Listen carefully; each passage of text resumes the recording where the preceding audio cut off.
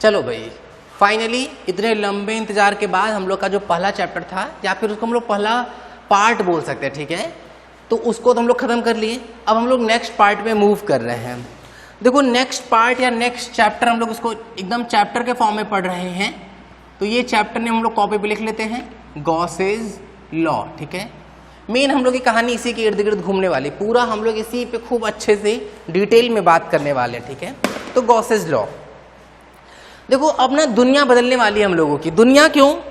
क्योंकि अब हम लोग यहाँ से ना एकदम नई सी चीज पढ़ेंगे। पहली चीज क्या जानेंगे हम लोग अब, जैसे गॉसेज लॉ, यहाँ चैप्टर नेम तो लिख लिए हैं, लेकिन ये जो टॉपिक इसका है ना, मतलब जब हम लोग इसको पढ़ना शुरू करेंगे वो 2-3 लेक्चर के बाद ही आएगा। तो अभी तो फिलहाल हम लोग क्या पढ़ेंगे, अभी हम लोग जानेंगे एरिया के बारे में। दुनिया क्यों बदलने वाली है?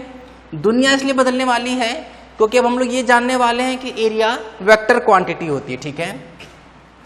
तो सबसे पहले तो हम लोग यही बात करेंगे, हेडिंग लिख लो एरिया, और उसमें लिखेंगे area is a vector quantity, ठीक है। मोस्ट इंपॉर्टेंट बात भाई, area is a vector quantity. Clear हो रही है बात? ये सबसे पहला और इंपॉर्टेंट पॉइंट हम लोगों के लिए। अच्छा, ये बात तो हो गई भाई। अब क्वेश्चन ये आता है कि सर चलिए मान लिया एरिया वेक्टर क्वांटिटी, लेकिन कैसे, क्यों? क्योंकि हम लोग एरिया के साथ मैग्नीट्यूड वाली कहानी तो बचपन से पढ़ते आ रहे हैं। जैसे नहीं कि अगर कोई रेक्टेंगल बना दिया जाए तो बोला जाएगा अच्छा रेक्टेंगल है क्या सर, तो ये हो जाएगा इसका क्या, लेंथ, और ये हो जाएगा इसका क्या बताओ, विड्थ। बोले हाँ सर ये बात तो सही है। तो हम लोग इस वाले का एरिया बोल देते हैं कितना, L इंटू बी। क्लियर हो रही कहानी, ये पढ़ते आ रहे थे। अगर मान लेते हैं हमारे पास कोई सर्कल है, सर्कल जिसका रेडियस है r, तो हम लोग इसका एरिया पढ़ते आ रहे हैं पाई आर स्क्वायर। अब क्वेश्चन ये आता है कि सर इसका मैग्नीट्यूड आया कहाँ से फिर, अरे सॉरी डायरेक्शन आया कहाँ से फिर? मैग्नीट्यूड तो हम लोग पहले से ही पढ़ते आ रहे थे, तो डायरेक्शन ना अब हम सिखाएंगे, ठीक है। अब 2 तरह के एरिया होगी, मतलब जब तक हम लोग ये पूरा चैप्टर पढ़ेंगे या आगे कभी भी जब भी एरिया की बात की जाएगी ना, तो एरिया हमेशा 2 तरह के सरफेस से डिफाइन किया जाएगा, वो क्लियर भी है। जैसे एक तरह का सरफेस हमारे पास हो सकता है केवल ओपन सरफेस। ओपन सरफेस का मतलब क्या होगा कि उसमें केवल एक ही सरफेस हो। जैसे फॉर एग्जाम्पल अगर हम बात करें, जैसे ये मान लेते हमारे मोबाइल की स्क्रीन है, हम अगर इस मोबाइल के स्क्रीन पर केवल चले, केवल स्क्रीन की बात करें, तो वो एक सरफेस हुआ कि नहीं, एक सरफेस हुआ, ठीक है। और मोर देन 2 और 3 सरफेस मिलकर एक क्लोज सरफेस बनाते हैं। देखते हैं कैसे। जैसे हम बोर्ड की बात करें, अगर हम सिर्फ बोर्ड का ये फ्रंट वाला हिस्सा देख रहे हैं, तो ये हिस्सा एक ओपन सरफेस बनाएगा, ठीक।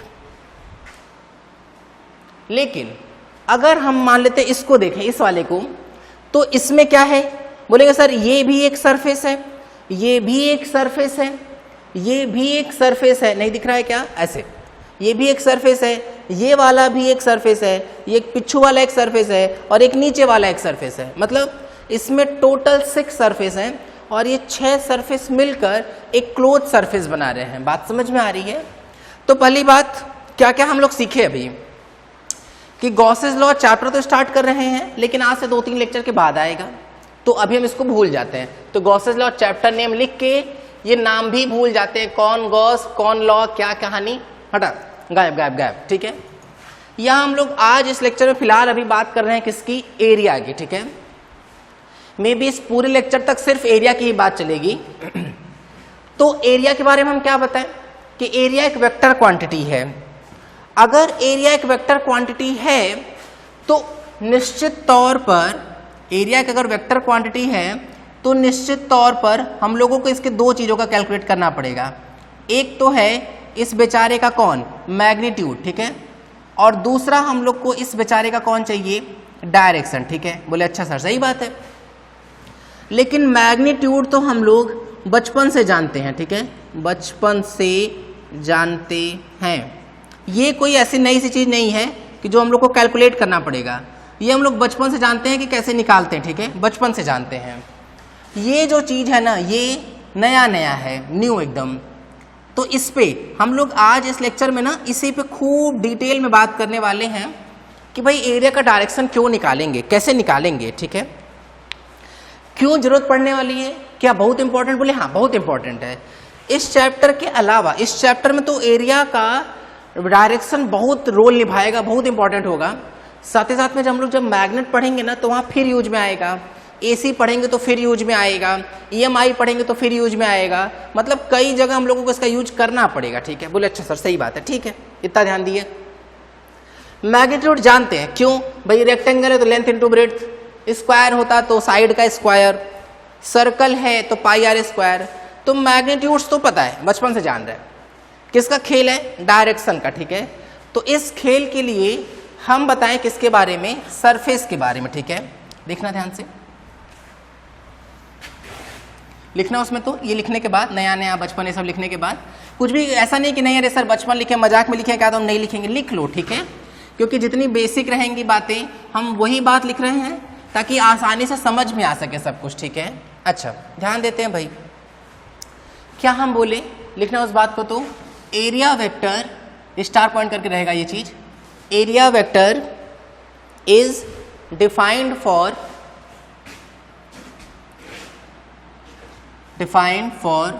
area vector is defined for two type of surfaces, defined for two type of surfaces। ठीक है, दो तरह के सरफेस ले डिफाइन होता है। ठीक, अच्छा कौन कौन सा सरफेस? बोले अभी अभी नाम ले चुके हैं उसका। पहला सरफेस, पहला सरफेस है क्या बताओ? Open surface, open surface. ठीक है, ओपन सरफेस। और सेकंड क्या है? Close surface. ठीक है, क्लोज सरफेस। अच्छा एग्जांपल भी समझ लेते हैं कि सर ओपन सरफेस का मतलब क्या हो गया? ओपन सरफेस का मतलब ना कि हमको उसमें एक ही फेस दिखाई दे रहा होगा, उसका उसमें एक ही टाइप की एरिया मिल पाएगी। ठीक है, जैसे पेपर सीट, अगर पेपर का कोई सीट है, पेपर सीट। ठीक है, और क्या बात कर सकते हैं? अगर कोई रेक्टेंगल है, अगर कोई डिस्क है, ठीक है डिस्क, या अगर कोई स्क्वायर है, इस तरह की चीजों के लिए। अगर कोई सर्कल है, सर्कल का तो डिस्क की एग्जांपल बन जाएगा। तो ऐसे बहुत सारी चीजें हैं जिसको हम लोग ओपन सरफेस में काउंट कर सकते हैं। ठीक है, अच्छा फिर से बात, ओपन सरफेस कैसे आइडेंटिफाई करेंगे ना, उसका ना एक ही एरिया होगा। जैसे हम बोले कि भाई ये बोर्ड है, इसका ना विड्थ मत मानना, बोर्ड का विड्थ मत मानना, केवल आगे वाला सरफेस मान लेते हैं। या वही बताए ना, जैसे मोबाइल की स्क्रीन, मोबाइल की स्क्रीन का चौड़ाई ये जो है ना, ये चीज नहीं मानेंगे, केवल मोबाइल की स्क्रीन देखें। तो अगर हम लोग आगे से जैसे इसका देखेंगे तो क्या होगा? लेंथ आएगा, विड्थ आएगा, कैलकुलेट हो जाएगा। लेकिन ऐसा अगर मान लेते पीछे से देखें तो भी लेंथ वही रहा कि नहीं, और इसका दिख रहा है ना, लेंथ वही रहा और इसका विड्थ भी वही रहेगा कि नहीं? बोले हाँ सर सही बात है। तो लेंथ वही, विड्थ वही, चाहे आगे से देखें चाहे पीछे से देखें। तो सिंगल सरफेस जो होते हैं ना, या ओपन सरफेस जो होते हैं ना, उसका एक ही बार एरिया निकलता है, मतलब एक ही ये एरिया होता है उसमें। ठीक है, क्लोज सरफेस, इसके एग्जाम्पल की बात कर लेते हैं भाई। जैसे क्यूब, ठीक है, जैसे क्यूबॉइड, ठीक है, जैसे सिलेंडर, ठीक है, इस तरह की चीजें। और कोई जैसे कोन, इन सब चीजों को हम लोग क्या बोल देंगे? ये क्लोज सरफेस का एग्जाम्पल। ठीक है, और जो ये ऊपर वाला paper sheet, rectangle, disc, square, ये सब है, ये सब किसका एग्जाम्पल है? ओपन सरफेस का। ठीक है, कहानी बोले हाँ सर यहां तक की बात तो क्लियर है। अच्छा अब बात आती है कि सर डायरेक्शन का जो खेल था वो खेल खेले कैसे, मतलब पता कैसे लगाया डायरेक्शन के बारे में। ठीक है, तो अब हम ना लॉ बता रहे हैं। लॉ अलग अलग है, डायरेक्शन निकालने का तरीका ओपन सरफेस में अलग है और क्लोज सरफेस में अलग है, दोनों के लिए अलग अलग यूज करेंगे। इसीलिए हम डायरेक्शन बताने से पहले सरफेस को क्लियर किए। क्यों? क्योंकि देखो पहले दिमाग में बात को बैठाओ कि एरिया वेक्टर क्वांटिटी है सर, है मैग्नीट्यूड निकाल लेंगे, वो बचपन से जान रहे हैं, वो कोई दिक्कत नहीं है। ठीक है, 2-4-5 क्वेश्चन उस पर बेस्ड भी करेंगे। बात आए कि डायरेक्शन की, तो डायरेक्शन निकालने से पहले हमको ये चेक करना पड़ेगा कि भाई जिस सरफेस में हम बात करने जा रहे हैं वो सरफेस ओपन सरफेस है कि क्लोज सरफेस है। जब ये आइडेंटिफाई हो जाएगा तो ओपन सरफेस है तो ओपन सरफेस वाला रूल लगाएंगे, और क्लोज सरफेस है तो उसका रूल लगाएंगे उस पर। ठीक है, तो दोनों का डायरेक्शन आ जाएगा। ठीक है, बात करते हैं भाई फर्स्ट हम लोग बात करते हैं इसका, first direction for open surface, open surface का डायरेक्शन, ठीक है। डायरेक्शन ऑफ ओपन सरफेस लिखना, ये सब कुछ कहा नहीं भाई। डायरेक्शन ऑफ ओपन सरफेस, पहले हम बात करते हैं इस पर ना, हम एक एग्जांपल से समझाते हैं तो कहानी थोड़ी और क्लियर हो जाएगी। ये यहां तक नोट कर लेना है, ये हम इसके ये लिखना तो है ही, पहले हम एग्जांपल समझा दे रहे हैं फिर लिखवाते हैं ना, देखते रहना। एक बार गायब कर दे, एक बार गायब गायब गायब गायब, ये गायब हो गया भाई, देखना तो। जैसे मान लेते हैं ओपन सरफेस की बात करने जा रहे हैं ना, तो एक ओपन सरफेस का एग्जांपल हम यहां बना रहे हैं। मान लेते हैं हमारे पास ये x और ये y, ठीक है, x और y ड्रॉ कर लिए। हमारे पास एक रेक्टेंगल है ऐसे, ये ऐसे ट्यू ट्यू ट्यू ट्यू ट्यू ट्यू ट्यू ट्यू ट्यू ट्यू, ठीक है। ये भाई ये हम लोग मान लिए कितना लेंथ l, ठीक है, और इसको हम मान लिए विड्थ b, इतना मान लिए। अच्छा ठीक है, हम पूछे कि बताओ इसका एरिया कितना, बोले सर एकदम सिंपल बात है, l इंटू बी, ठीक है। अब बात यह आती है कि एरिया एक वेक्टर क्वांटिटी है, ठीक है। अगर एरिया एक वेक्टर क्वांटिटी है तो उसको निकालने के लिए कोई ना कोई फॉर्मूला होगा जिससे हम लोग ये निकाल रहे होंगे मैग्नीट्यूड भी और डायरेक्शन भी, ठीक है। तो अब हम उस फॉर्मूले पर आ रहे हैं। जैसे हमारे पास मान लेते हैं फॉर्मूला है, हम इसको नामकरण कर लेते हैं, ए बी सी और डी, ऐसे नामकरण कर लिए। अब बात यह आती है कि हम L इंटू बी कैसे पा सकते हैं। L इंटू बी पाने का तरीका हो गया कि हम ए बी में ए डी का मल्टीप्लाई कर लेते हैं। भाई ए बी में ए डी का मल्टीप्लाई, एक बार सोचते हैं, अगर हम ए बी कितना है, ए बी है L, ए डी कितना है B, अगर हम मल्टीप्लाई कर लिए तो क्या हम लोगों को इस एरिया वेक्टर का मैग्नीट्यूड L इंटू बी आ गया कि नहीं। बोले हाँ सर एकदम सही बात है, सही बात है, आ गया। अभी हम लोग के पास फॉर्मूला नहीं, हम फॉर्मूला बनाने की कोशिश करें, ठीक है। फिर किसी के दिमाग में आए कि रुकिए सर, रुकिए एक मिनट, अगर आप एरिया वेक्टर की बात करने ही जा रहे हैं तो हम और करके एरिया वेक्टर को ऐसे भी तो लिख सकते हैं, A D into A B लिख सकते हैं। देखते हैं एक बार, भाई ए डी कितना है, ए डी है बी, ए बी कितना है, बोले एल, बोले हाँ sir B into L, L into B एक ही बात तो है, आ तो गया। फिर से आ गया ये चीज, पहले वाले से भी आ गया था, दूसरे वाले से भी आ गया।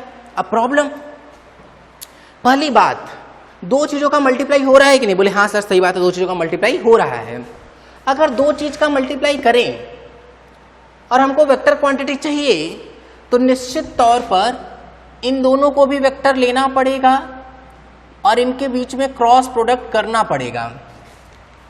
भाई दो वेक्टर क्वांटिटी के मल्टीप्लिकेशन से वेक्टर तभी मिल सकता है जब दोनों का क्रॉस प्रोडक्ट हुआ हो, ठीक है। अच्छा, और वैसे भी वेक्टर पाने के लिए इन दोनों का वेक्टर होना जरूरी है, ठीक है। यहाँ एक क्या होता है या तो दो, अगर ये है तो ये भी होगा, ये है तो ये भी होगा, ठीक है। तो यहां तक की कहानी तो क्लियर हुई कि सर दोनों वेक्टर तो ले लिए, और क्रॉस प्रोडक्ट क्योंकि ये तो समझ में आ रहा है ना, क्योंकि हमको वेक्टर क्वांटिटी चाहिए थी, ठीक है। अच्छा, ये दिमाग में मत लेना कि sir A B A D दोनों को क्यों वेक्टर लिए हैं। अरे अगर 5 इंटू 3 करेंगे तो वो 15 आएगा, लेकिन हमको तो वेक्टर क्वांटिटी ना चाहिए। तो वेक्टर पाने का तरीका या तो हम इसको वेक्टर लें या तो हम इसको वेक्टर लें या तो दोनों वेक्टर लेके क्रॉस प्रोडक्ट करें। अब तुम्हारे दिमाग में आ सकता है कि सर एक ही वेक्टर लेते तो भी तो काम हो ही जाता। तो अगर एक वेक्टर बनता, अगर इसको तुम वेक्टर ले लो तो भाई ये भी तो लॉजिक है, ये अगर किसी लॉजिक से वेक्टर बना तो ये भी तो उसी लॉजिक से वेक्टर बन जाएगा ना, ठीक है। तो बोले ठीक है सर, और क्रॉस प्रोडक्ट करना पड़ा क्योंकि हमको वेक्टर क्वांटिटी चाहिए थी। अब बात ये फंस रहा है कि सर फॉर्मूला तो यूनिक होना चाहिए, या तो ये या तो ये। तो बता रहे हैं हम तुमको ये बात कि एरिया वेक्टर का कोई यूनिक फॉर्मूला नहीं है, ठीक है, कोई भी यूनिक फॉर्मूला नहीं है। ये भी यूज कर सकते हैं, ये भी यूज कर सकते हैं, दोनों सही है, ठीक है। अच्छा, तो इससे एक बात का कंफ्यूजन होगा, देखते हैं कैसे। भाई किसी भी वेक्टर का डायरेक्शन कैसे निकालते हैं, दो वेक्टर के क्रॉस प्रोडक्ट का डायरेक्शन कैसे निकाल देते हैं। पहले वाले की तरफ फिंगर स्ट्रेच करते थे, दूसरे वाले की तरफ कर्ल करते थे।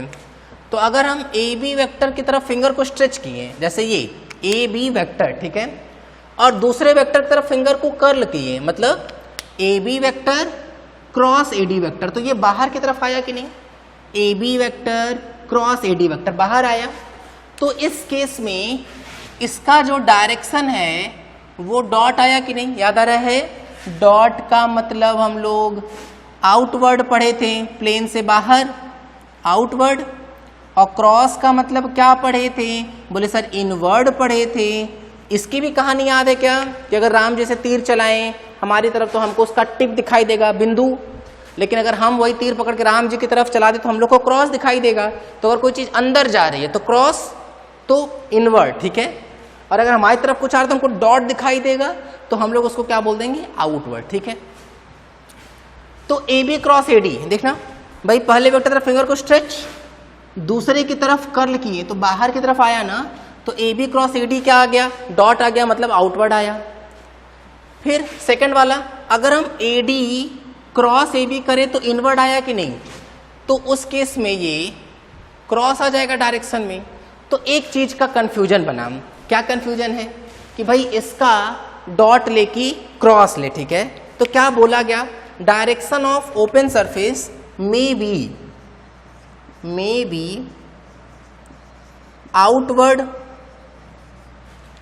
आउटवर्ड फ्रॉम सरफेस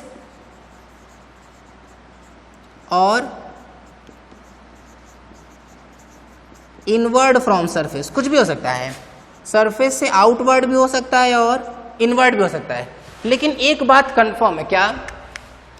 कि ये जो प्लेन में, जिस प्लेन में ये रेक्टेंगल रखा हुआ है, वेक्टर, एरिया वेक्टर हमेशा या तो बाहर आया है, बाहर की तरफ आया है, या तो अंदर की तरफ गया है, ठीक है। तो आउटवर्ड और inward from the surface, but always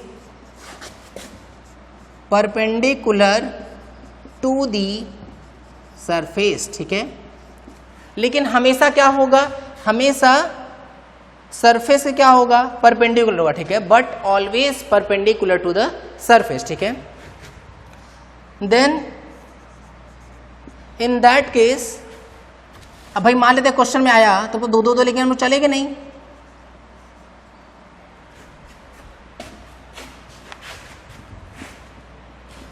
लेने को क्या ले सकते हैं भाई? फिर से मिटा के इसको लिख रहे हैं। लेने को हम क्या ले सकते हैं? आउटवर्ड भी ले सकते हैं और इनवर्ड भी ले सकते हैं। लेकिन प्रॉब्लम ये बात की है कि जब हम क्वेश्चन करने बैठेंगे हम लोग, तब तो दो लेके चल नहीं सकते हैं। तो क्या किया जाएगा? But while doing problem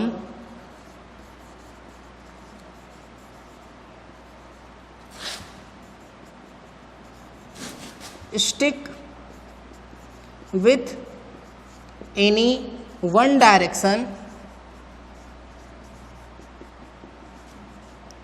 and remember it for whole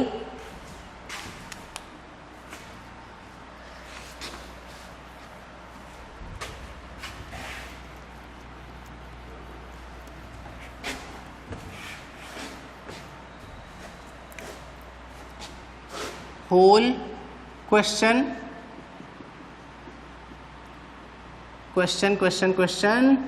not for whole life, ठीक है। मतलब क्या हुआ है भाई? पहली बात एकदम क्लियर कट याद रखना हम लोग, कोई ओपन सरफेस जो होगा उसके एरिया वेक्टर का डायरेक्शन आउटवर्ड भी हो सकता है, इनवर्ड भी हो सकता है, दोनों में से कुछ भी ले सकते हैं, ठीक है। लेकिन अगर हम लोग प्रॉब्लम करने लगे, but while doing problems stick with any one direction, कोई भी एक डायरेक्शन चुनेंगे और उसके साथ चिपक जाएंगे, ठीक है, और उसको याद रख लेंगे। एंड रिमेंबर इट, उसको याद रख लेंगे for whole life, for whole question, not for whole life, उस क्वेश्चन तक उसको याद रखेंगे। पूरी जिंदगी में क्या ये बात याद रखनी है? ये पहली वाली बात कि आउटवर्ड इनवर्ड कुछ भी हो सकता है, ठीक है। जैसे अब ये दिमाग में क्वेश्चन आ सकता है, सर ये कैसे हो रहा है, क्या हो रहा है, तो दिमाग लगाते हैं एक बार ना, जैसे हमारे हाथ को देखते हैं, ठीक है। अब इससे करेस्पॉन्डिंग चलेंगे तो इससे परपेंडिकुलर होगा, ठीक है, इस तरह से, या तो इधर की तरफ हो कि भाई उससे परपेंडिकुलर, देखो ये प्लेन है ना, जिस प्लेन में है ये, और एरिया वेक्टर उससे परपेंडिकुलर, ठीक है। एक और तरीका क्या हो सकता था कि अगर इसी हथेली को हम लोग इस साइड से देखते, जैसे नहीं, जैसे अगर इस हथेली है, कोई उस तरफ से देखे, उस तरफ से, तो उस तरफ से देखेगा तो उसको क्या लग रहा होगा भाई कि जो एरिया वेक्टर है वो उसकी तरफ ऐसे निकला हुआ है, ठीक है। तो दोनों केस में एरिया वेक्टर या तो बाहर की तरफ होगा, जैसे देखना, या तो हम लोग एरिया वेक्टर को इधर मान रहे हैं, या तो हम लोग एरिया वेक्टर को बाहर मान रहे हैं ऐसे, ठीक है, इस तरह से कि भाई प्लेन के परपेंडिकुलर, या तो हम लोग एरिया वेक्टर को ऐसे मान रहे हैं कि ये इस केस में भी उस प्लेन से क्या है, परपेंडिकुलर, ठीक है। तो ओपन सरफेस के लिए इनवर्ड भी हो सकता है, इनवर्ड मतलब अगर हम लोग इसको वेक्टर मान रहे हैं तो ऐसे भी हो सकता है और ऐसे भी हो सकता है, ऐसे अंदर की तरफ, ठीक है। लेकिन क्वेश्चन में दोनों चीज लेके नहीं चल सकते, तो कोई एक चीज लेके चलेंगे। तो हम लोग लेके क्या चलेंगे, हम लोग जो भी लेके चल रहे होंगे उसको पूरे के पूरे क्वेश्चन तक याद रखना है, पूरी जिंदगी में याद नहीं रखना। जिंदगी में तो यही बात याद रखनी है कि भाई इनवर्ड भी हो सकता है और आउटवर्ड भी हो सकता है, ठीक है। तो इक्के दुक्के कुछ छोटे छोटे क्वेश्चन करते हैं ताकि कहानी क्लियर हो। अच्छा, ये दिमाग में आ सकता है अभी कि अरे सर तब तो फिर साइन वाइन का डिफरेंस आएगा, तो शुरुआत में जो साइन का डिफरेंस आएगा ना वो कंपनसेटेबल होगा। मतलब कई बार क्वेश्चन में अगर सिंपल स्ट्रेट फॉरवर्ड क्वेश्चन वो पूछें ओपन सरफेस पर बेस्ड, तब तो वो डायरेक्ट बता ही देंगे कि किधर की तरफ डायरेक्शन मानना है, इनवर्ड या फिर आउटवर्ड, ठीक है। वैसे ऐसा क्वेश्चन आता नहीं है, ये तो हमेशा क्वेश्चन का बस एक पार्ट रहेगा।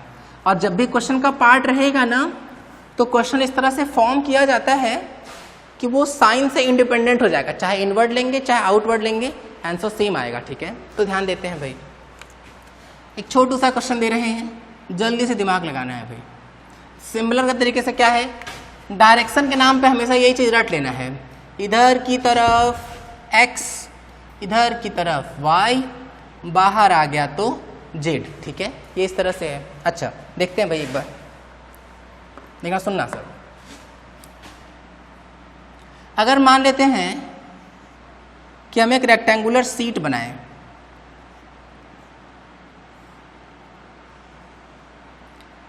रेक्टेंगुलर सीट, ये लेंथ दे दिया गया है इसका, ये है z, वैसे इसका कोई मतलब नहीं है अभी तो फिलहाल। ये वाला जो लेंथ है, ये लेंथ दे दिया गया है 5 मीटर, ये लेंथ दे दिया गया है 3 मीटर, ठीक है। तो इसका एरिया वेक्टर पूछा जा रहा है, एरिया वेक्टर, ठीक है। कुछ भी मान के चलते हैं, या तो अंदर की तरफ मान लेते एरिया वेक्टर या तो बाहर की तरफ, ठीक है। तो कोई एक करेस्पॉन्डिंग बताओ आंसर, रोको वीडियो, कर लो ट्राई 1 मिनट के लिए।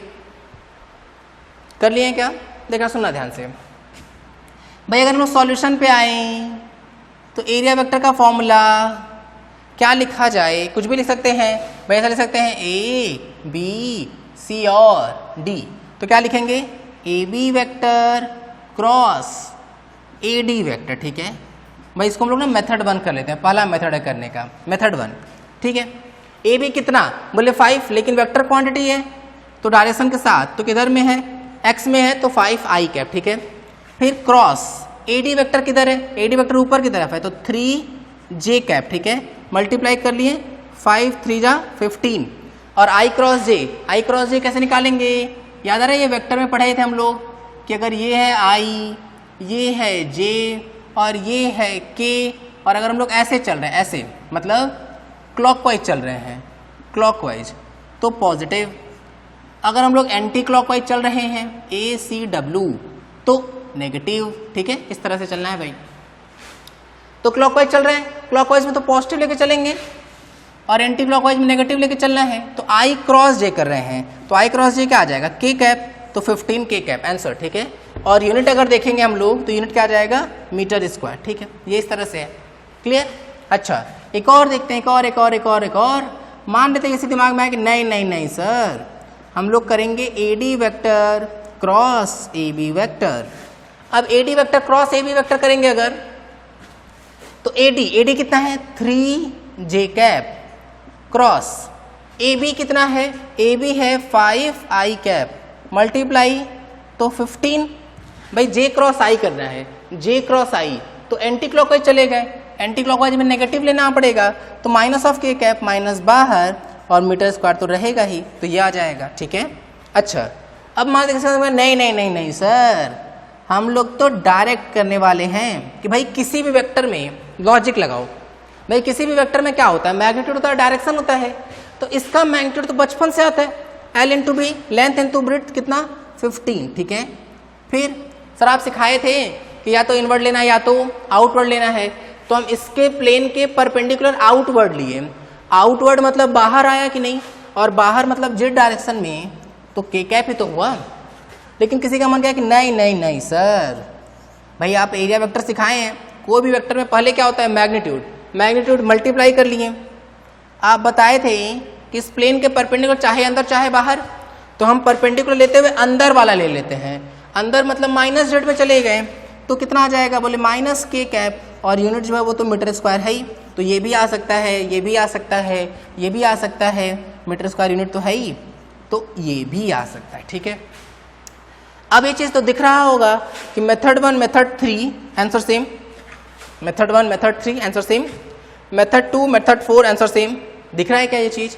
तो बिल्कुल हम बताए थे कि इनवर्ड आउटवर्ड से ही फर्क पड़ रहा है यहाँ पर, क्योंकि डायरेक्शन मेंशन नहीं किया गया। अगर ऐसे क्वेश्चंस होते हैं, अगर मान लेते हैं कि ऐसे क्वेश्चन एग्जाम में पूछे जाते हैं, तो बोल दिया जाता कि take direction of area vector outward from the plane, ठीक है। तो ऐसे ले लेंगे तो उसमें कोई दिक्कत आने वाला नहीं है। तो फिर हम लोग का केवल आंसर क्या आता, 15 के कैप, ठीक है। तो हम यहाँ तरीके सिखाएं कि हम लोग इस तरीके से एरिया वेक्टर किसी भी एरिया का कैलकुलेट कर सकते हैं, ठीक है। और आगे बढ़ रहे हैं, देखना सुनना ध्यान से।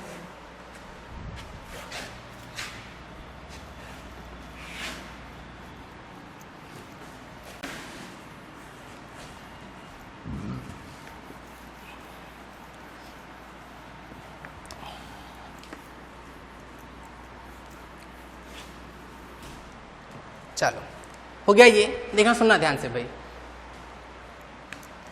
अच्छा एक और प्रॉब्लम लेते हैं, फिर से वैसे ही कहानी। ये हमारे पास x, ये हमारे पास y, और ये है लेट से हमारे पास z, ठीक है।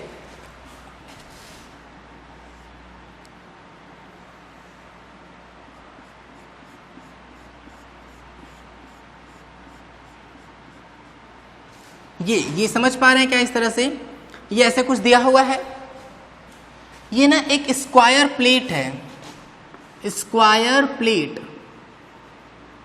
ऑफ साइड 5 मीटर, ठीक है। 5 मीटर का एक स्क्वायर प्लेट दिया। बोले अच्छा कैसा दिख रहा है ये किस प्लेन में रखा हुआ है? जैसे अगर कोई चीज हम यहां बनाते हैं तो तुमने देखा करो कि उसमें कौन कौन सा कोऑर्डिनेट है जो चेंज हो रहा है। जो कोऑर्डिनेट चेंज हो रहा होगा ना, वो जो ऑब्जेक्ट है वो उसी प्लेन में रखा होता है। अगर तीनों कोऑर्डिनेट चेंज हो रहा है तो मतलब 3D में है वो ऑब्जेक्ट। जैसे अगर हम अपना हाथ रखें ये ऐसे, तो हमारे हाथ का जेड कोऑर्डिनेट फिक्स है, 0 है, ठीक है। लेकिन इसका एक्स वाई बदल रहा है, तो इसका मतलब हमारा हाथ जो है वो एक्स वाई प्लेन में रखा हुआ है। वैसे अगर हम इस पर ध्यान दें तो ये प्लेट ऐसे रखा हुआ है, ऐसे अगर ऐसे रखा हुआ तो इसका एक्स फिक्स है, इसका वाई और जेड बदल रहा होगा। इसका मतलब ये किस प्लेन में है? वाई जेड प्लेन में है। तो बस इसका ना एरिया वेक्टर पूछा जा रहा है, ठीक है, एरिया वेक्टर। चलो भाई ध्यान देते हैं, दोनों जो पॉसिबल आंसर है ना वो दोनों बताना है, ठीक है। तो 1 मिनट के वीडियो रोको और ट्राई कर लो। तो कर लिए क्या ट्राई? ठीक है, सुनना ध्यान से भाई। इसका सॉल्यूशन पर आते हैं कि चलिए सर दिमाग लगाते हैं एक बार सॉल्यूशन के लिए। सॉल्यूशन पे सोचा जाए, ठीक है। देखना एरिया वेक्टर, भाई एरिया वेक्टर इक्वल क्या सिखाया गया? सबसे सिंपल तरीका जो वही दिमाग में रखेंगे। सबसे सिंपल तरीका है कि भाई कोई भी वेक्टर अगर हो तो उसके पास उसका मैग्नीट्यूड भी होगा और डायरेक्शन भी होगा। सिंपल बात है भाई। इसका मैग्नीट्यूड हम लोग को बचपन से पता है। कोई भी स्क्वायर टाइप की प्लेट है अगर, तो उसका एरिया क्या होता है? साइड स्क्वायर, मतलब कितना आ जाएगा? 25 मीटर स्क्वायर। सही है क्या? अच्छा, अब भाई अगर हम इस स्क्वायर प्लेट के डायरेक्शन पर ध्यान दें तो इसका डायरेक्शन या तो इधर हो सकता है, समझ में आ रही बात, और या तो फिर इधर हो सकता है, ठीक है। अच्छा, अगर इधर हुआ तो इसका डायरेक्शन क्या हो जाएगा? आई कैप। एक और पॉसिबल आंसर क्या है कि भाई 25 मीटर स्क्वायर अगर उस तरफ हुआ। क्यों? क्योंकि हमको हमेशा परपेंडिकुलर लेना है। एरिया से एरिया वेक्टर का डायरेक्शन हमेशा परपेंडिकुलर होगा। तो भाई प्लेट अगर ऐसे है तो एरिया वेक्टर तो इधर ही होगा ना, तो ये कौन सा डायरेक्शन है, एक्स का। अगर प्लेट ऐसे है, एरिया वेक्टर में इधर ले लिए तो इधर माइनस एक्स है, तो वो क्या आ जाएगा, माइनस ऑफ आई कैप। और हम लोग इस माइनस को तो यहां लगा सकते हैं, तो एरिया वेक्टर की वैल्यू क्या आ जाएगी, minus of 25 metre square I cap. तो ये भी पॉसिबल आंसर है और ये भी पॉसिबल आंसर है, ठीक है, नोट कर लो इसको भी। अभी हम लोग किस पे प्रैक्टिस कर रहे हैं, केवल ओपन सरफेस पर। हम बताएं ना कि गॉसेस लॉ अभी एकदम चालू ही नहीं कर रहे हैं, अभी हम लोग सिर्फ और सिर्फ एरिया वेक्टर्स के बारे में बात कर रहे हैं, क्योंकि आगे जाके ना हम लोग गॉसेस लॉ में इसका खूब अच्छे से यूज करना है। इसलिए अगर गॉस लॉ आना है तो एरिया वेक्टर एकदम अच्छे से क्लियर होना चाहिए, ठीक है। एकदम मस्त तगड़ा क्वेश्चन दे रहे हैं, इस क्वेश्चन पे इंपॉर्टेंट मार्क लगा लेते हैं। क्यों, क्योंकि ये आगे जाके भी हम लोग के काम में आने वाला है, ठीक है। वैसे ही कहानी, वही पुराना x, वही पुराना y और वही पुराना z, ठीक है। ध्यान देना एक बार, भाई हम लोग के पास ना एक डिजाइनदार स्क्वायर प्लेट रखा हुआ है, कुछ ऐसे,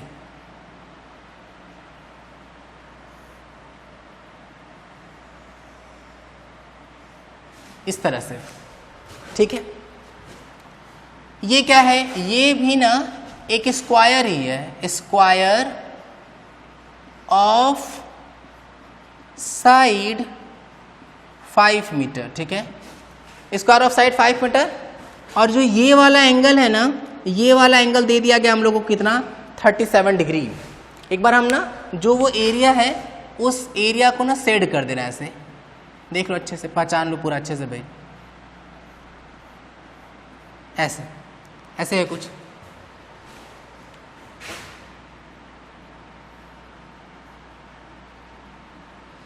मेरा सुनना ध्यान से भाई, फिर से हम बता रहे हैं क्या है हम लोगों के पास, इधर की तरफ है y, सॉरी इधर की तरफ है x, इधर की तरफ y और इधर की तरफ z है, ठीक है। अच्छा ये देख रहे हैं, ये पहले वाली ही सीट है। अरे एक्चुअली में तो स्क्वायर सीट पहले था कि नहीं, किधर रखा हुआ था, बोले ये वाई जेड प्लेन में रखा हुआ था, उसको हम हल्का सा घुमा के लेके आ गए हैं। जैसे देखना, जैसे जैसे जैसे एक मिनट देखना, जैसे अगर हम इसकी बात करें, ठीक है, जैसे ये कॉपी पहले ये ऐसे रखा हुआ था वाई जेड प्लेन में, ठीक है, और फिर इसको ऐसे हल्का सा घुमा दिया, मतलब ये पहले ऐसे रखा था, ठीक है, ऐसे, ये जस्ट पिछले क्वेश्चन में वाई जेड प्लेन में रखा है, फिर हम इसको ऐसे घुमा दिए ऐसे, तो ये ना ये वही वाला शेप, ऐसे वाला, देखो ऐसे रखा था, देखो ये ओरिजिन पे अभी भी जुड़ा हुआ है, ठीक है, और हम इसको ऐसे घुमा दिए हैं। तो ये जो घुमा हुआ है ना, इसका बताना है कि इसका एरिया वेक्टर का डायरेक्शन किधर होगा। ऐसा करते हैं, 10 मिनट के लिए वीडियो रोको और एकदम ढंग से अच्छे से ट्राई कर लो, अटेम्प्ट बढ़ाओ। जब हम बोलेंगे कोई सही क्वेश्चन, ऐसे नहीं करे सर कठिन क्वेश्चन दिए हैं क्या, ले करवे नहीं करेंगे, ऐसा नहीं करना है बिल्कुल। क्वेश्चन को करना है बिल्कुल, और क्वेश्चन को इस तरह से ध्यान से करना कि अगर वो लेट से नहीं बनता तो भी तुमको ये इतनी ज्यादा बार अटेम्प्ट किए रखो ना कि जब हम सॉल्यूशन बताए तुमको लग जाएगा अच्छा ये हम यहाँ पर मिस्टेक किए थे, ठीक है। तो कर लो ट्राई, और अब ट्राई करने के बाद सुनना ध्यान से भाई। देखो इसके करने के ना 2 मेथड है, हम उन दोनों मेथड पे बारी बारी डिस्कस करेंगे, ठीक है। तो लेट से पहले सॉल्यूशन पे आ रहे हैं, सॉल्यूशन मेथड 1 पे समझते हैं ना। मेथड 1 तो वही तरीका है कि भाई हम इस एरिया को ही 2 पार्ट में तोड़ दें, क्योंकि एरिया कैसी क्वांटिटी, वेक्टर क्वांटिटी है कि नहीं, तो हम इस एरिया को ही ना, एरिया वेक्टर को ही 2 पार्ट में तोड़ते हैं। देखना सुनना ध्यान से कैसे, क्या मानते हैं, पहले हम इस चीज को स्टिक हो जाते हैं। स्टिक क्या है, स्टिक ये है कि इसका डायरेक्शन आउटवर्ड होगा, इसका डायरेक्शन आउटवर्ड है। जैसे अगर ये कुछ ऐसे है, ऐसे, तो एरिया वेक्टर हम मान रहे हैं ऐसे आउटवर्ड, ठीक है, रहेगा तो इसके परपेंडिकुलर ही, लेकिन हम आउटवर्ड वाला मान रहे हैं, इनवर्ड वाला नहीं, ठीक है। तो आउटवर्ड वाला मान के सॉल्व कर रहे हैं, तुम लोग को अच्छी प्रैक्टिस करनी है तो इनवर्ड वाला मान के सॉल्व कर लेना दोनों मेथड से, ठीक है। तो ये ऐसे, ये रहा आउटवर्ड, ये सब करना ना, हम आउटवर्ड से करा दे रहे हैं, इनवर्ड से खुद अच्छे से ट्राई कर लेना। तो ये रहा आउटवर्ड भाई। अब हम इस एरिया वेक्टर का 2 कंपोनेंट तोड़ दे रहे हैं। पहले हम इस एरिया वेक्टर का मैग्नीट्यूड निकाल लेते हैं। भाई इस एरिया वेक्टर का जो मैग्नीट्यूड होगा वो तो निश्चित तौर पर 25 मीटर स्क्वायर होगा, सिंपल सी बात है। बोले हाँ सर सही है। अब इस एरिया वेक्टर का 2 कंपोनेंट तोड़ेंगे, एक कंपोनेंट जो XY प्लेन में ही आएगा, ठीक है, तो जो कंपोनेंट एक्स वाई प्लेन में आएगा जिसके साथ एंगल, उसके साथ तो कॉस हुआ कि नहीं, कॉस 37, तो वो किस प्लेन में आ गया, एक्स वाई प्लेन में आ गया। लेकिन उसका एरिया वेक्टर किधर होगा, बाहर की तरफ। बाहर की तरफ का मतलब किधर, के कैप में। बात समझ में आ रही है क्या? अच्छा, फिर अगर हम इसका कंपोनेंट इधर वाला तोड़ दें, इधर वाला जब तोड़ेंगे तो ये चला जाएगा किसमें, वाई जेड प्लेन में। कितना, बोले a sin 37। और भाई ये हम जब आउटवर्ड मान रहे हैं तो आउटवर्ड का मतलब, अरे जब हम इसका ऐसे वेक्टर का कंपोनेंट तोड़ेंगे ऐसे वाले का, तो एक इधर आउटवर्ड, और जब एक इधर जाएगा तो उसका एरिया वेक्टर किधर चला जाएगा, उधर की तरफ। और उधर क्या है, उधर -x है। -x का मतलब क्या, -i कैप। a की वैल्यू 25, cos 37 कितना, cos 37 हो जाएगा 4/5 k कैप माइनस आगे a की वैल्यू 25, sin 37 कितना 3/5 i कैप। ठीक है, मल्टीप्लाई वगैरह कर लेंगे तो 20 k cap minus 15 i cap metre square. यहां तक की कहानी समझ में आ रही है क्या? तो ये इस तरीके से हो गया। और ये हम लोग किसके बारे में बता रहा है, एरिया वेक्टर के बारे में। ठीक है, ये हुआ हम लोग का पहला मेथड। ठीक, अब जो एक और मेथड था ना, वो AD AB का क्रॉस मल्टीप्लाई कर रहे थे, उससे करते हैं। ठीक है, तो उस पर ध्यान देते हैं एक बार। अब हम लोगों को ना ये नोट कर लो अच्छे से, 2 लाइन में हो गया भाई, नॉर्मल तरीके से हटाएं, नोट करो इसको जल्दी से, वीडियो रोक के, और फिर आगे बता रहे हैं भाई। अब आते हैं हम लोग मेथड 2 पर। ठीक है, मेथड 2 क्या है, मेथड 2 है कि हम लोग AD क्रॉस AB या AB क्रॉस AD लगा लेते हैं। ठीक है, हम क्या बताएं, हम लोग आउटवर्ड वाला लेके चल रहे हैं, थोड़ा नामकरण कर लिया जाए, A B C और D। तो अगर हम लोग एरिया वेक्टर का फॉर्मूला यूज करें, एरिया वेक्टर का फॉर्मूला क्या है, AB vector cross AD vector. ठीक है, अच्छा फोकस करते हैं, हमको तो आउटवर्ड चाहिए था, आउटवर्ड किधर है, बोले AB क्रॉस AD, आउटवर्ड वाला मिल जाएगा। बोले हाँ हाँ सही है सही है सही है। अब मेन कहानी है AB वेक्टर और AD वेक्टर को डिफाइन करने पर। भाई ये A वेक्टर क्या है, 0 0 0। AD वेक्टर क्या है, AD वेक्टर होगा भाई, ये लेंथ कितना है, ये लेंथ है 5 मीटर। Y में चले हैं, X और Z में चले ही नहीं है, तो X में 0, Y में 5 और Z में भी 0। सही है क्या? तो AD वेक्टर कितना आ गया, बोले सर AD वेक्टर जो आया वो क्या होता है, OD माइनस OA, या तो फिर हम डायरेक्ट इसको वेक्टर के फॉर्म में लिख सकते हैं। क्या लिखेंगे, बोले 0 minus 0 I cap, 5 minus 0 J cap, तो केवल क्या आ जाएगा इसका 5J कैप। सही है क्या? अच्छा, अब आती है बात इस AB पर, ध्यान सुनना भाई।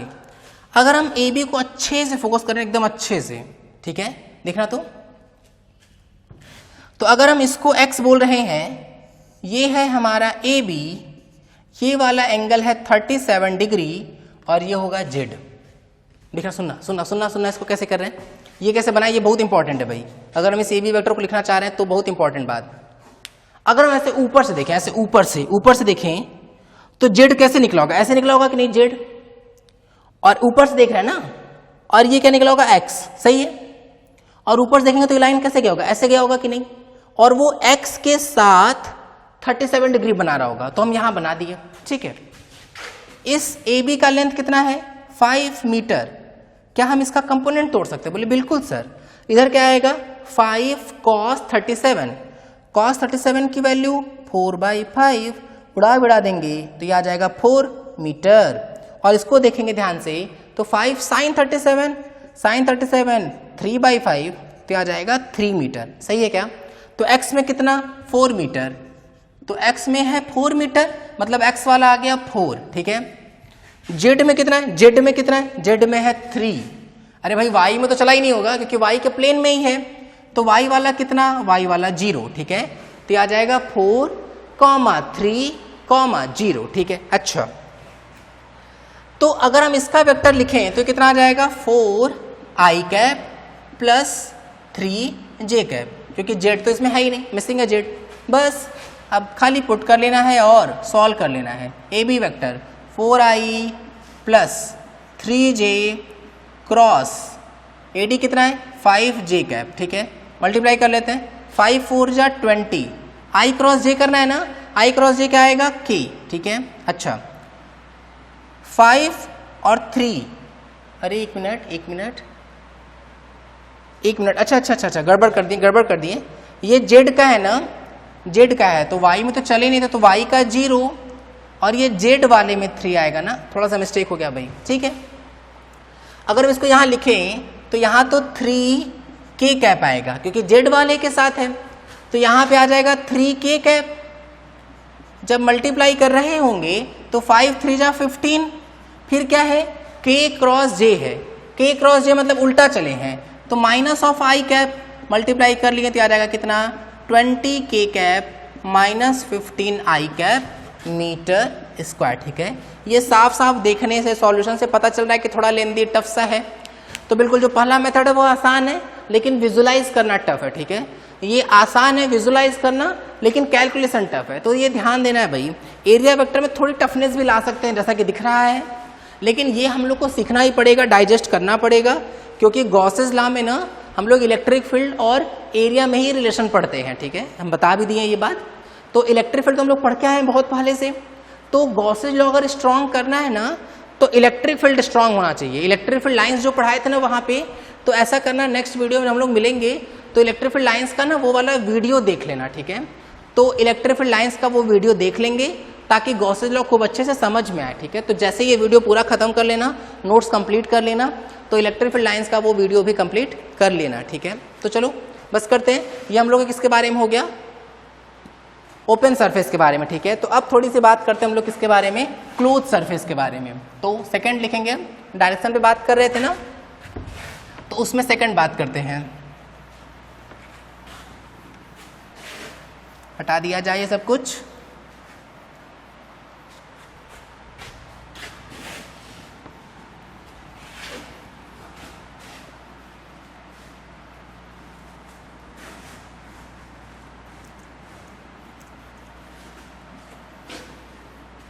देखना सेकंड पार्ट है भाई, डायरेक्शन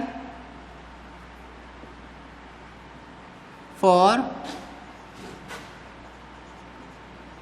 क्लोज सरफेस, ठीक है भाई। क्लोज सरफेस की कैसे बात करेंगे, जैसे अभी हम थोड़ी देर पहले एग्जांपल दिए थे ना, फिर उसी पर बात करते हैं। जैसे ये है क्यूबॉइड शेप का समझते हैं, लेंथ भी है, विड्थ भी है और हाइट भी है इसके पास। तो बोले सर ये एक अच्छा एग्जांपल है क्लोज सरफेस का, क्योंकि इसमें टोटल 6 सरफेस है, ठीक है। तो क्लोज सरफेस के केस में क्या बताया गया, क्लोज सरफेस में एकदम फिक्स डायरेक्शन है। अगर हम ऑब्जर्वर है ना, अगर ऑब्जर्वर बाहर है तो हमेशा हर सरफेस से एरिया वेक्टर को आउटवर्ड लेना है, आउटवर्ड, ठीक है। अगर ऑब्जर्वर बाहर है तो, जैसे हम बाहर है ना, तो इसका एरिया वेक्टर किधर होगा, आउटवर्ड, ऐसे ऐसे, ठीक है। इसका एरिया वेक्टर ऊपर, इसका एरिया वेक्टर नीचे, इसका एरिया वेक्टर -x में, इसका एरिया वेक्टर +x में, और जो पीछे वाला है ये वाला, इसका एरिया वेक्टर हमारी तरफ मतलब -k कैप में। ये बात समझ में आ रही है। इसका मतलब क्लोज सरफेस के लिए फिक्स है, ठीक है। If observer is outward from the close surface, from the closed surface,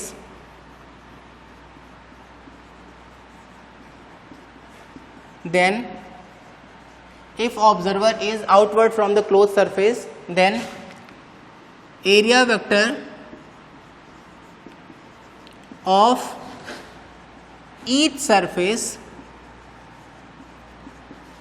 of closed surface, close surface के चाहे जितने भी सरफेस हो ना, उन सबका जो एरिया वेक्टर होगा विल बी आउटवर्ड, ठीक है। और वो तो कंडीशन है ही, always perpendicular to the plane, always perpendicular to the plane, ठीक है। हमेशा प्लेन के क्या होगा, परपेंडिकुलर होगा, ठीक है। तो ये कहानी है भाई, ये हम लोग को पूरा अच्छे समझ के रखना है, ठीक है। अच्छा, ये यहाँ तक की बात तो हम लोग की क्लियर हो गई भाई। If observer is outward from the close surface, then area vector of each surface of close surface will be outward, मतलब always perpendicular to the plane, ठीक है। अच्छा, और कुछ बताना था इसमें, हाँ, अब दिमाग में हो सकता है ये बात आ रही हो कि सर अगर क्लोज सरफेस के अंदर रहे तब, तो अगर क्लोज सरफेस के अंदर है तो अंदर की तरफ मानेंगे, ठीक है, अंदर की तरफ, लेकिन वो भी परपेंडिकुलर है। जैसे हम इस कमरे में है ना, जैसे हम इस वॉल, जैसे मान लें हमारे ये वॉल है, हम अंदर आ गए कमरे के अंदर, तो हमको इधर की तरफ हम मानेंगे, ठीक है, हमारी तरफ, ठीक है। अच्छा, लेकिन अगर हम उसी कमरे के छत पर से देख रहे हैं उसको, जैसे हमारा छत है, हम बोले छत से हमारी तरफ होगा, हमारी तरफ, क्योंकि हम कमरे में हैं, लेकिन हम सीढ़ी से गए और इस छत पर खड़े हो गए। जब छत पे खड़े हो गए तो हम उसको बाहर की तरफ मानेंगे। तो दिमाग में एकदम बैठा के रखो, 99% केसेस में क्लोज सरफेस के केस में ऑब्जर्वर हमेशा आउटसाइड होगा।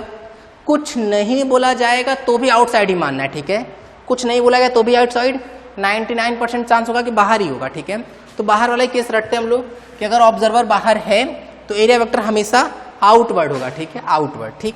और अगर अंदर होगा तो फिर हम लोग को इनवर्ड मानना पड़ेगा। तो ये कहानी है भाई, इसको नोट कर लो अच्छे से, और फिर हम लोग इस पर बेसिक छोटा सा एग्जाम्पल को समझा दे रहे हैं, बस देखना।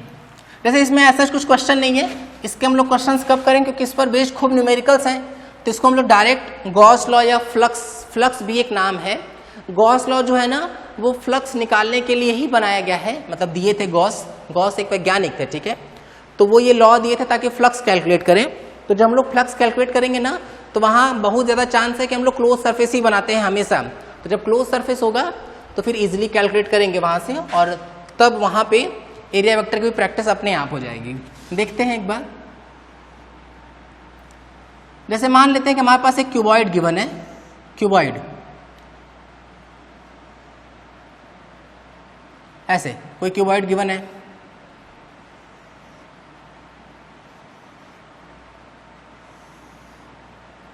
इस तरह से भाई, ठीक है, ऐसे ऐसे ऐसे और ऐसे, ठीक है, इस तरह से कोई क्यूबॉइड गिवन है हम लोगों को।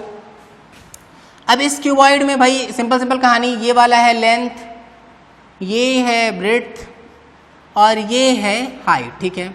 अच्छा, अगर हम बोले कि इसके टोटल 6 सरफेस है, दिख भी रहा होगा, हम दिखा देते हैं एक बार। ये जो सरफेस है उसको हम लोग A1 बोल दे रहे हैं, ये जो बाहर वाला सरफेस है उसको हम लोग लेट से A2 बोल रहे हैं, ठीक है। तो हम सेट कर देते हैं किसको, आउटर वाले सरफेस को। देखना एक बार, ताकि थोड़ी सी समझने में आसानी हो जाए, ये ऐसे, ठीक है। तो जो ये वाला सरफेस है इसको हम लोग A2 बोल रहे हैं, इधर का जो सरफेस है वो है A3, ये वाला जो सरफेस है वो है A4, जो पीछे वाला है उसको हम लोग बोल रहे हैं A5, और जो ये सरफेस है नीचे वाला उसको हम लोग बोल रहे हैं क्या, A6, ठीक है। यहाँ तक पहले देख लो, अच्छे से पहचान लो। थोड़ी कॉम्प्लेक्सिबिलिटी हम कम करने के लिए यहाँ से चीज़ों को हम हटा दे रहे हैं। ध्यान सुन लो एक बार पीछे से, फिर से क्लियर कर लेना अच्छे से। A1 ये वाला सरफेस, A2 आगे वाला सरफेस, A6 नीचे वाला सरफेस, A3 ये वाला सरफेस, A5 पीछे वाला सरफेस। हम इसको बना दे रहे हैं, कैसे बनाएं, हाँ ये है A5 पीछे वाला सरफेस है, A3 जो है वो ये वाला सरफेस है, ठीक है। इस तरह से है कहानी, क्लियर हो रहा है। ये A6 ना हम यहाँ से निकाल दे रहे हैं, A ऐसे, ठीक है। ये बात समझ में आ गई क्या। अच्छा, अब हम लोग बात करते हैं किसकी, एरिया वेक्टर पे। एरिया वेक्टर अगर हम इस पे ध्यान दें तो इसका एरिया वेक्टर होगा इधर, इस तरफ, इधर वाले का एरिया वेक्टर होगा इधर, इस वाले का एरिया वेक्टर होगा उधर, इस वाले का एरिया वेक्टर होगा नीचे। ये जो बाहर हम सेट किए हैं ना, इसका एरिया वेक्टर होगा डॉट, सेट वाले को हम सेडेड कर दिए, ठीक है, क्योंकि बाहर होगा ना, हमेशा आउटवर्ड होना चाहिए। और जो पीछे वाला है ना A5 वाला, उसके लिए तो क्रॉस हो जाएगा अंदर की तरफ। ये बात समझ में आ रही है क्या, ये इस तरीके से। तो क्या हम बताएं, ओपन सरफेस के लिए दोनों पॉसिबल है, आउटवर्ड भी इनवर्ड भी, लेकिन क्लोज सरफेस के लिए फिक्स है। ऑब्जर्वर अगर हम बाहर हैं तो हर सरफेस, जैसे हम इसको देख रहे हैं बाहर, ऊपर देख रहे हैं ऊपर, इधर देख रहे हैं इधर, पीछे देख रहे हैं इधर, उधर देख रहे हैं उधर, इधर देख रहे हैं नीचे, ठीक है। तो हमेशा बॉक्स हमेशा बाहर की तरफ होगा, एरिया वेक्टर हमेशा उस एरिया के या उस सरफेस के हमेशा परपेंडिकुलर होगा, ठीक है। तो इतनी बात कर लिए, बाकी नेक्स्ट टाइम हम लोग आगे बढ़ेंगे, ठीक है। Thank you. वीडियो पसंद आया तो इस वीडियो को लाइक करें, हमारे चैनल फिजिक्स बिहाइंड एवरीथिंग को सब्सक्राइब करें और इस चैनल को सभी के साथ शेयर करें।